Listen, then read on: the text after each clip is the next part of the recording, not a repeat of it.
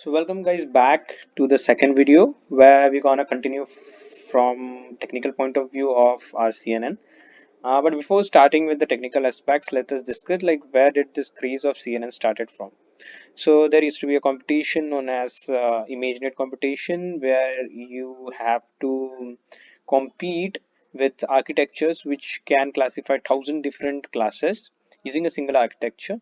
And in that competition in 2012, there was one architecture which is known as AlexNet, and it got an accuracy of 85%, and the runner was having the accuracy of 74%.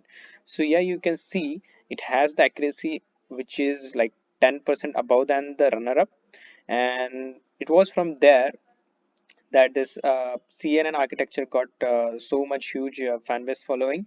Like AlexNet got famous from that point of view, and AlexNet was having something inside of it, and that was CNN.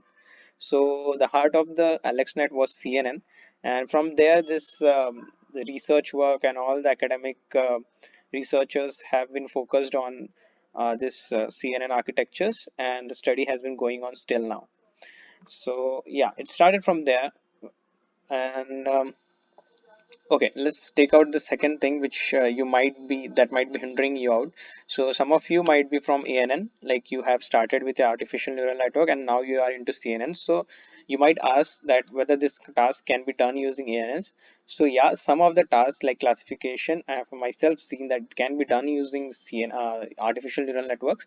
But the thing is, you will have to take some of the disadvantages if you want to go with ANN approaches.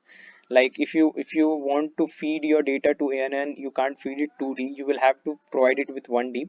So if you are feeding an image to your ANN, then you have to flatten down your image 2D image into 1D, and then you have to see how many neurons you will be requiring. So if an image is like 15 cross 15, so total 1D will be 15 into 15. But imagine like how many pixels will be there if you go for the actual images. Nowadays you have an image like 42 megapixel images, right? You have the cameras which are clicking the images at 42 megapixels, and you're talking about megapixel, you're not talking about pixels. So imagine it, like when you flat down that image and you want to feed it to artificial neural network, so how many huge amount of neurons will be required. And if you require huge amount of neurons, and with it you will require huge amount of weights also, so computing those amount of weights will require huge computation also.